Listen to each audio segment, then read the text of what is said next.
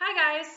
Today I'm going to read with you the story of Alexander and the terrible, horrible, no good, very bad day. I think we've all had a few of those before.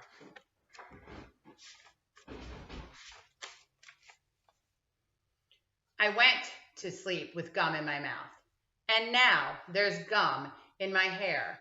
And when I got out of bed this morning, I tripped on the skateboard, and by mistake, I dropped my sweater in the sink while the water was running, and I could tell it was going to be a terrible, horrible, no good, very bad day.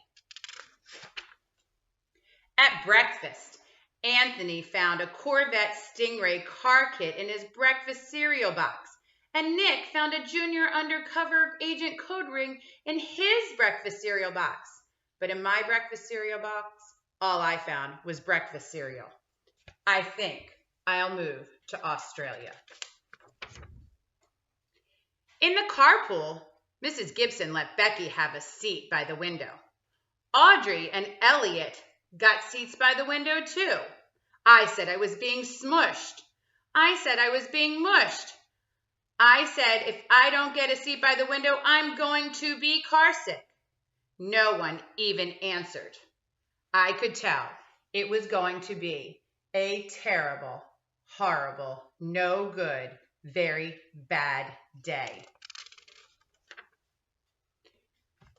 At school, Mrs. Dixon liked Paul's picture of the sailboat better than my picture of the invisible castle. At singing time, I sang too loud. At counting time, she said I left out 16. Who needs 16 anyway? I could tell it was going to be a terrible, horrible, no good, very bad day.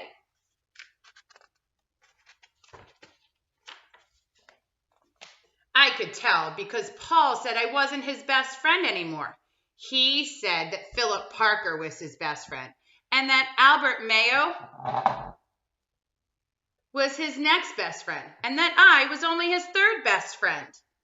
I hope you sit on a tack, I said to Paul. I hope the next time you get a double-decker ice cream cone, the ice cream cone part falls off and lands in Australia.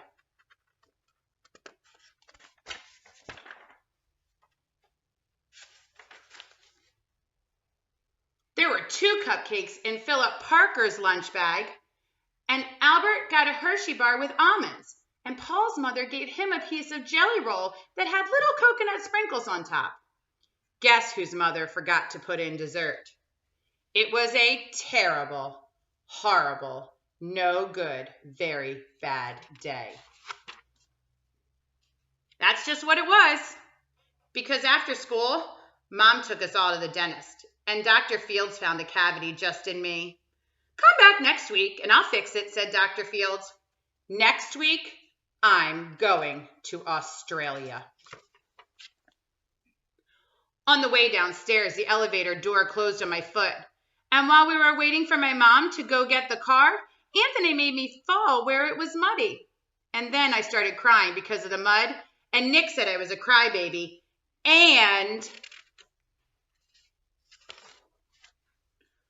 while I was punching Nick for saying crybaby, my mom came back with the car. She scolded me for being muddy and fighting.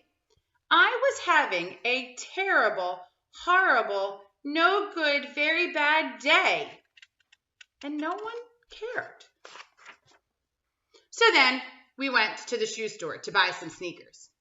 Anthony chose white ones with blue stripes. Nick chose red ones with white stripes. I chose the blue ones with red stripes, but the man said, "We're all sold out." They made me buy plain white ones, but they cannot make me wear them. When we picked up my dad at his office, he said I couldn't play with the copy machine, but I kind of forgot. He also said to watch out for the books on his desk. I was careful, except for my elbow. He said, "Don't fool around with the phone." I think I called Australia. My dad said, "Please don't pick me up anymore." It was a terrible, horrible, no good, very bad day. There were lima beans for dinner, and I hate lima beans. There was kissing on TV, and I hate kissing. My bath was too hot. I got soap in my eyes. My marble went down the drain, and I had to wear my railroad train pajamas. I hate my railroad train pajamas.